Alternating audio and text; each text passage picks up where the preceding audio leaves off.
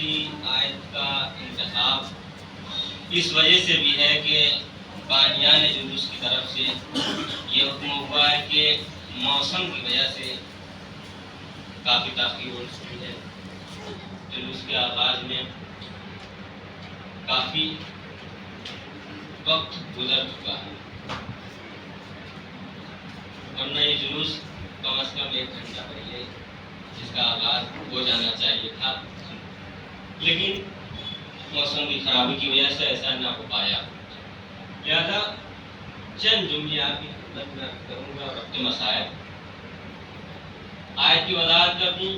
کلام مجید کا 15واں سورہ، سورہ ہجر، اس کی آخری آیت 99 نمبر کی آیت، جس میں اللہ ارشاد فرما رہا ہے وَاعْبُدْ رَبَّكَ حَتَّىٰ يَأْتِيَكَ الْيَقِينُ، اپنے پروردگار کی عبادت کرو یہاں تک کہ یقین حاصل ہو جائے۔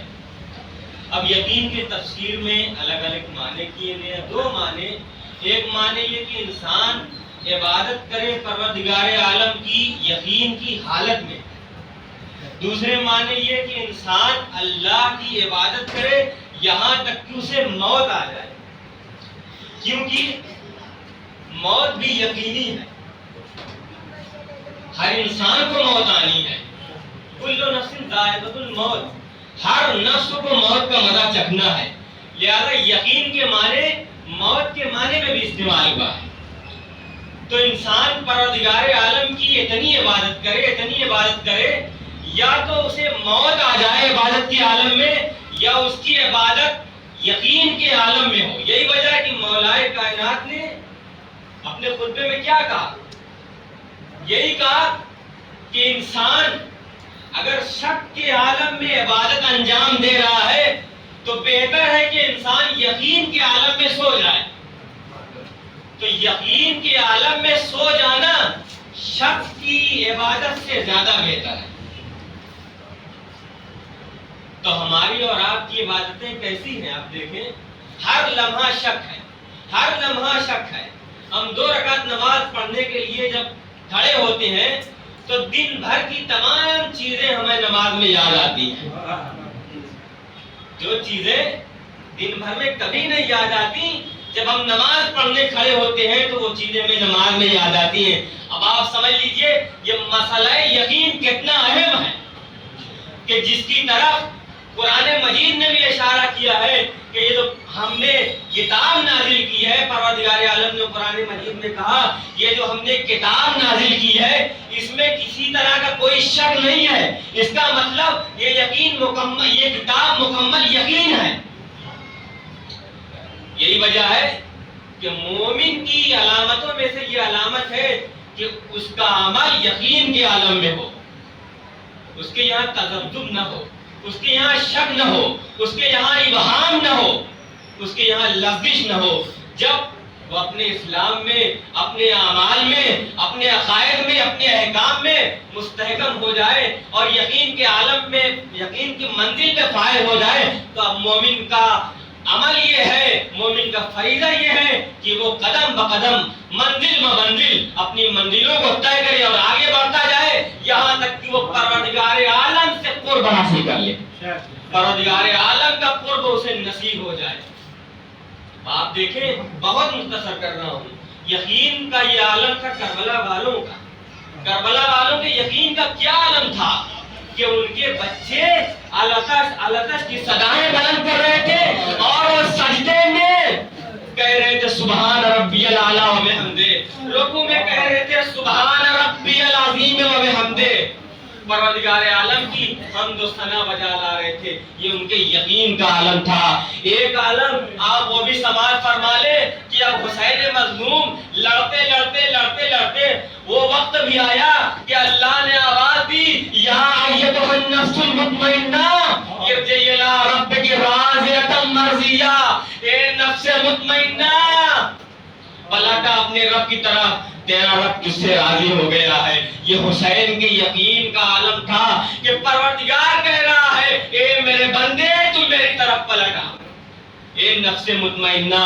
یہ حسین کے نفس کا اطمینان تھا، یقین تھا کہ جو پروردگار عالم نے مخاطب کیا۔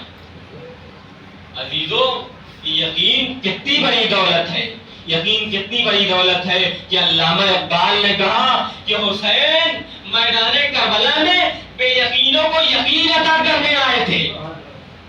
حسین جب ذبح کیے جا رہے تھے اور ان کے گلے سے خون ابل رہا تھا تو ایک ایک دودھ سے لا الہ الا اللہ کی صدا بلند ہو رہی تھی۔